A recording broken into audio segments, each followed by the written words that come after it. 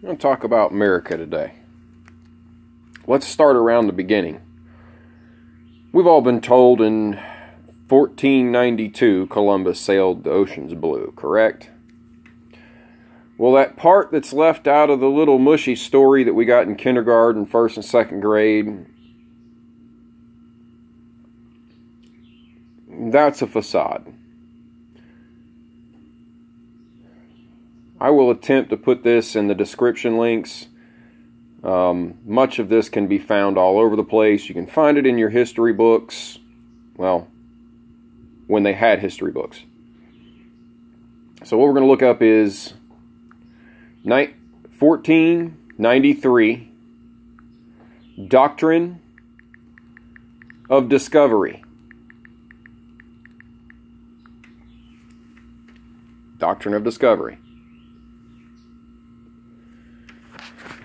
Much of this can be found in a bunch of ways from a bunch of sources all over the place.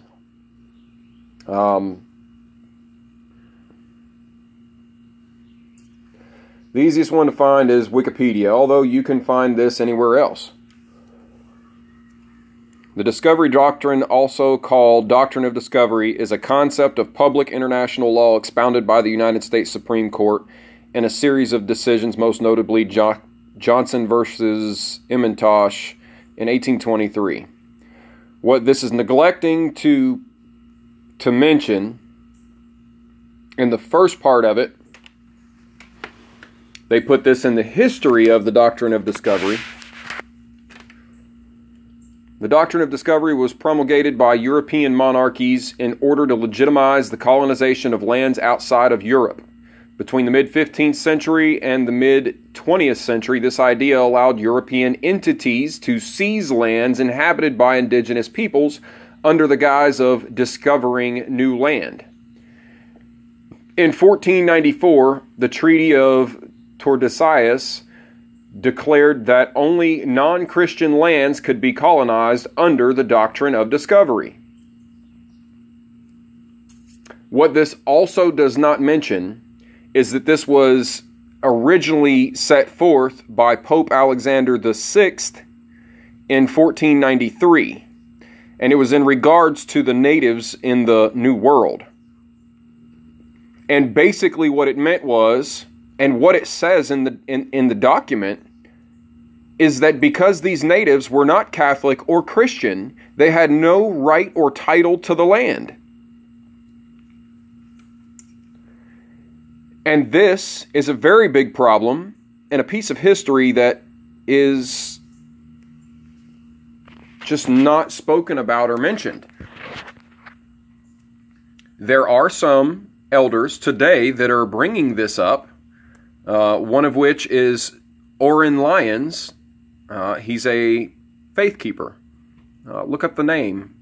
You'll find some pretty interesting information that you won't see today. This isn't misinformation. This is real deal, true fact.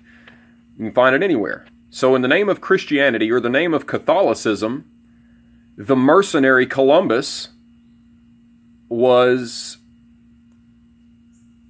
exactly what he was, a mercenary. He worked for the king. And that king worked for the Pope. And the Pope decided this. Now, you may not agree with me on this, but the exact same thing can be seen from the Pope that all the German Catholics were writing to in the 30s and 40s, trying to get the Catholic Church, or Rome, to do something about the genocide that was going on with the Jews. You might not know that, but you can look that one up too. So the Pope did nothing. Nothing at all. He kept his mouth shut. He didn't do anything. It's because the Pope dictated this to happen. The Pope did.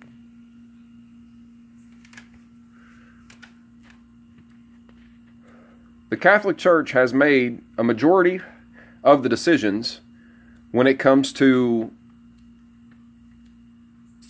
declaring land ownership in the name of the power given to them from the Society of Jesus, i.e. the Jesuits, the same crusaders who did to the Jewish populations or the Israelite populations throughout history.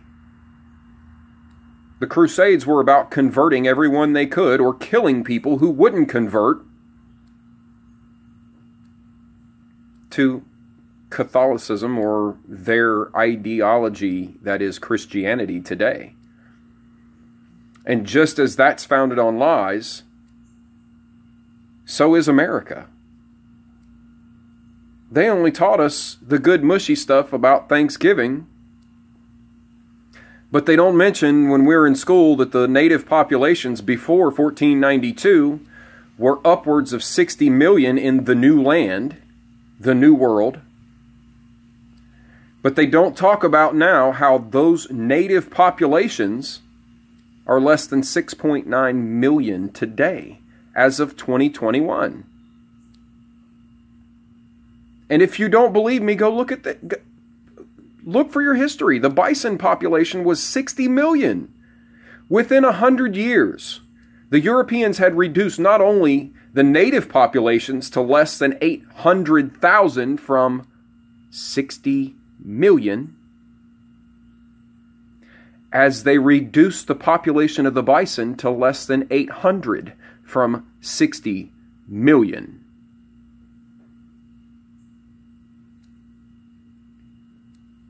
Now, I will update the description for links for these things, and I'll leave multiple links to the same subject so you can gather your own information. Don't just believe what I say. Go look for yourself. Your mind is greater than just listening to somebody else. Go make your own decision. But I warn you, if you put these glasses on, as Dick Gregory said, there's no taking them off. There will be no taking them off. You will see things for as they are, not as they're supposed to appear. The question remains, will you be able to handle that kind of truth? Because, in all actuality, the founding of the United States as we know it today was from a bunch of money-hungry, resource-devouring Europeans. They wanted to come here because of gold. You don't remember the movie Pocahontas from 1995? God, glory, and gold.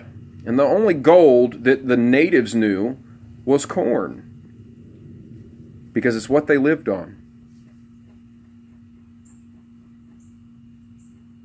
Another interesting fact is that when the Europeans came here, they were quite confused to see the deer populations among the natives.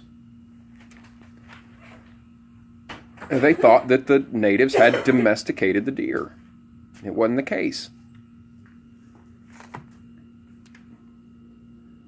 The people lived in harmony with nature, not against it until the Europeans came and changed all that. They brought the disease because the Europeans put their dead in boxes into the ground, not paying attention that it was so close to their water table that it polluted the water. Not only that, the disease that was spread from people digging up dead bodies and selling them to institutions to be dissected was another reason why disease was so bad. And then all these different diseases were carried here to a population of people that had never come into contact with these things because they kept the natural laws and it didn't work against nature. The same people that knew we were part of the hydraulic cycle. How much water since the 1500s has not returned to the ground because people were buried in sealed boxes?